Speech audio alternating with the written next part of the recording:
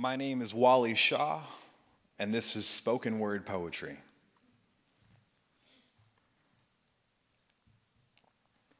To my future son, when I was a kid, I was told that big boys don't cry, that instead of expressing my emotions that I should lie, hide behind a mask to get by, conditioned to believe that I should be one of the tough guys and put on a tough disguise. It's not a surprise that innocence dies at the age of 10.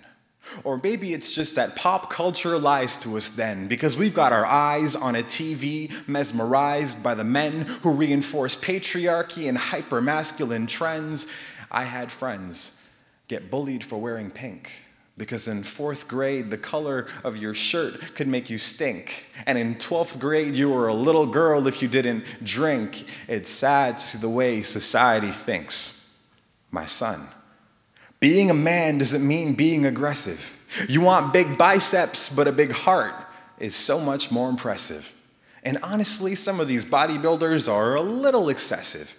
And young kids wanting that makes me so sad, because why would anyone want to be a balloon animal so bad? Do you do it for them? I hope that being better for you is part of the plan. But it's okay, son. I've been there. And I understand that growing up with the world against you isn't a simple task. Even Jim Carrey will tell you it's easy to get by wearing masks.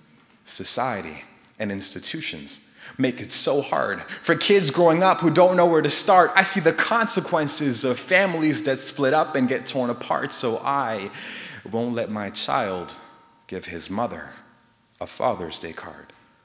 We live in a world where rappers pay women to get naked in videos for more promo. The intent is tapping that girl while double tapping her photos. And sex makes a boy a man, but gets a girl labeled a hoe though, and boys can't say they love each other unless it's followed by no homo.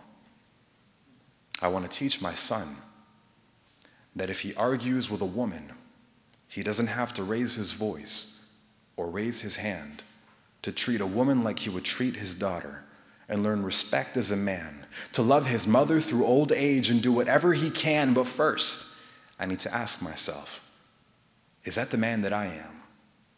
To lead by example. Because in this day and age, we get consumed by the tricks of the media sleeves, misguided by the information we receive. Reality TV and the movies we see have become the basis for what we believe.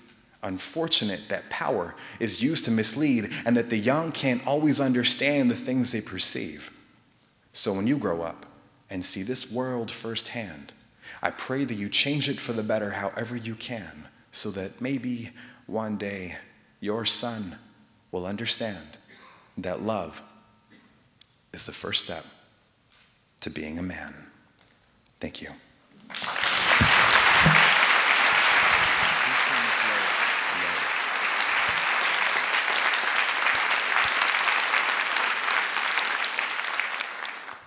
Thank you.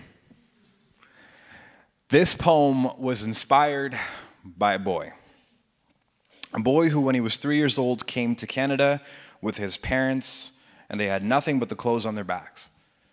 And this boy, as he grew up in Canada, about 12 or 13 years old, he fell in love with hip-hop and rap music, and he still does like it to a fair degree at this point. And his favorite rapper at the time was a guy named Soulja Boy. You guys know who Soulja Boy is? Yeah? So Soulja Boy was one of the big-time rappers when he was younger.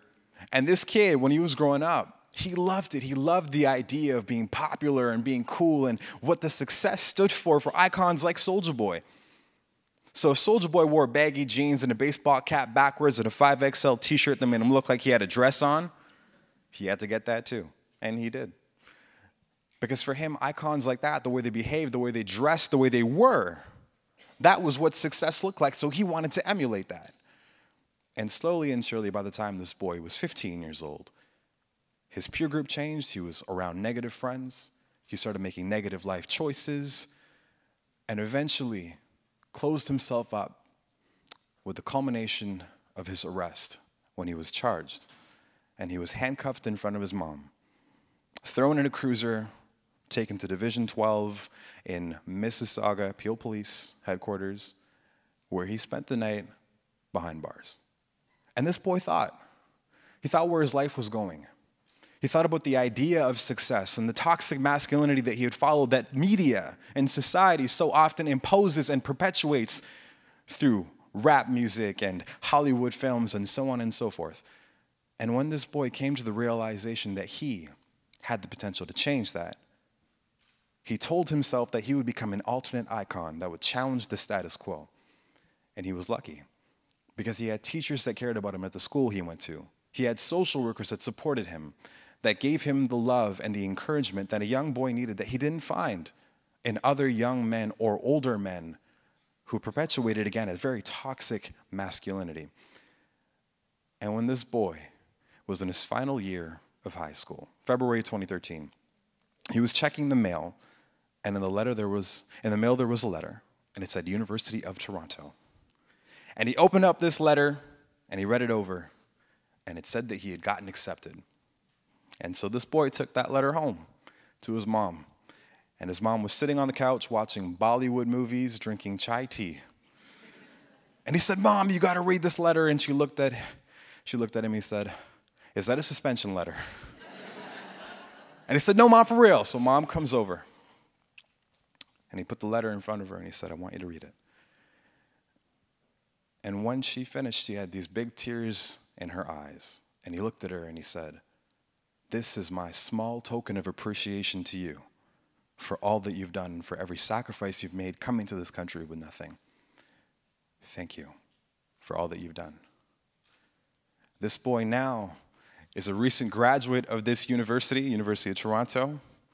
So believe me when I tell you that the story is true, because the boy in this story is the man in front of you. Thank you.